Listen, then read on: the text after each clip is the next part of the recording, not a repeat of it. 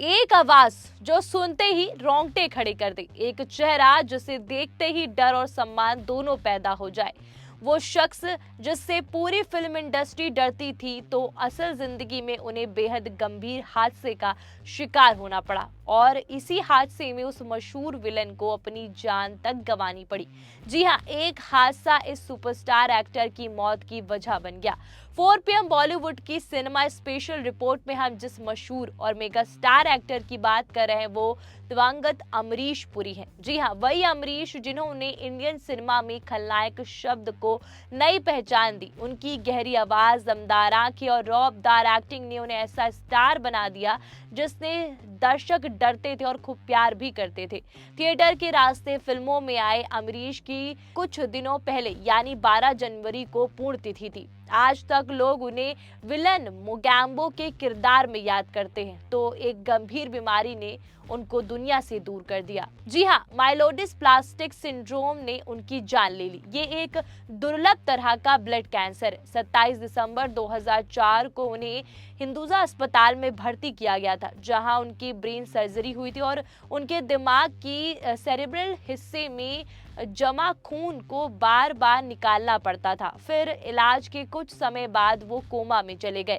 अमरीश के बेटे राजीव पुरी ने उनके निधन के बाद एक इंटरव्यू में पिता की सेहत और उनके रेयर बीमारी को लेकर एक चौंकाने वाला खुलासा किया था। राजीव ने बताया कि हिमाचल प्रदेश में फिल्म की शूटिंग के दौरान एक एक्सीडेंट हो गया था। पापा के चेहरे और आंखों में गंभीर चोट आई थी, बहुत खून बह गया था, जिसकी वजह से वही एक पास के अस्पताल में उन्हें बार बार खून चढ़ाना पड़ता था। ये खून इन्फेक्टेड यानी संक्रमित था। पापा का बहुत खून बह गया था और इस कारण वो उन्हें कई बार खून चढ़ाते थे।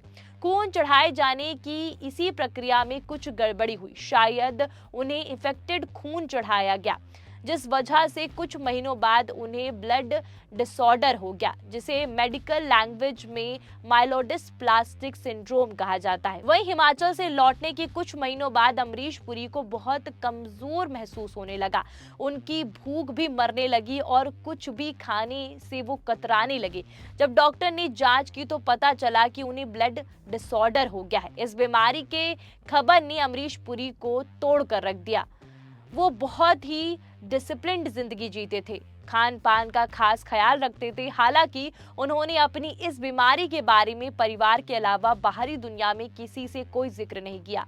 साल 2003 में अमरीश पुरी को ये बीमारी डायग्नोसिस हुई थी और दिसंबर 2004 तक उन्होंने अपनी सारी फिल्में पूरी कर ली थी। ये सब तब तक हुआ जब उनकी तबीयत बहुत ज्यादा खराब नहीं हुई। वो इस समय अंदर ही अंदर खुद से लड़ रहे थे, कमजोर महसूस करने लगे। जब काम खत्म हुआ तो उन्होंने अपना ज्यादातर समय घर पर बिताने का फैसला किया। हालांकि उन्हें बीमारी में बेड पर पड़े रहना भी अच्छा नहीं लगता था, लेकिन फिर एक दिन वो भी आया जब अमरीश पुरी लड़खड़ा कर गिर पड़े। आनन फानन में अस्पताल पहुंचाया गया तो पता चला कि उन्हें ब्रेन हैमरेज हुआ था। उन्हें बचाने की काफी कोशिश की गई, ब्रेन की सर्जरी भी हुई, लेकिन लाखों कोशिशों के बाद भी उनकी जान नहीं बच सकी। अमरीश तो चले गए, लेकिन बॉलीवुड में एक अजीब सा खालीपन छोड़ गए, जिसकी भरपाई आज तक कोई नहीं कर सका। वो बॉलीवुड के आखिरी सुपरस्टार विलन थे। हालांकि उनके बाद कई स्टार विलन के रोल में खुद को उभारने की कोशिश की, लेकिन कोई भी उन जैसा नहीं बन सका। बात अमरीश पुरी की करें, दिवंगत एक्टर का जन्म 22 जून 1932 को नवा शहर पंजाब में हुआ था। उनका परिवार पढ़ा लिखा और उनके बड़े भाई मदन पुरी और चमन पुरी पहले से ही फिल्म इंडस्ट्री में काम कर रहे थे। हालांकि इसके बावजूद अमरीश पुरी का सफर आसान नहीं था। उन्होंने FTE में एडमिशन लिया और ऑडिशन दिया, लेकिन उन्हें रिजेक्ट कर दिया गया। ये रिजेक्शन उनकी लाइफ का बड़ा मोड़ था। इसके बाद उन्होंने LIC में नौकरी की और इसके साथ ही थिएटर भी करते रहे।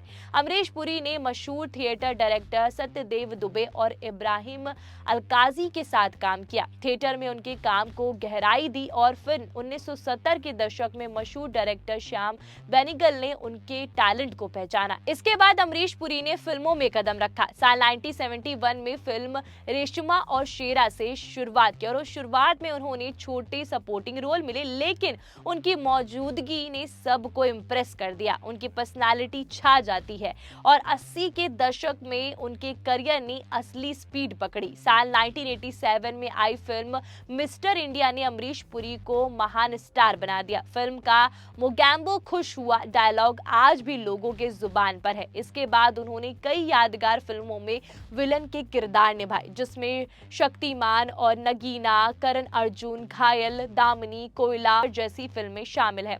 खास बात तो यह है कि उन्होंने सिर्फ खलनायक ही नहीं बल्कि पॉजिटिव और ग्रे शेड रोल भी किए, तो जब वे स्क्रीन पर आते तो कोई भी उनसे नजरें नहीं हटा पाता था। अमरीश पुरी सिर्फ बॉलीवुड तक सीमित नहीं रहे, उनकी पॉपुलैरिटी हॉलीवुड तक पहुंची। उन्होंने Indiana Jones and the temple of doom 1984 में विलन वुलराम का किरदार निभाया था। अपने करियर में अमरीश पुरी ने लगभग 400 से ज्यादा फिल्मों में काम किया, जिसमें हिंदी, तमिल, तेलुगु, मलयालम, कन्नड़ और अंग्रेजी शामिल है। तो अपनी एक फिल्म के लिए अमरीश 50 से 60 लाख रुपए फीस लेते थे, जो कि 90s के समय में बहुत बड़ी रकम होती थी। उनकी नेटवर्थ 50 से 60 करोड़ रुपए मानी जाती। हालांकि इसके बावजूद वो बहुत सिंपल लाइफ जीते थे।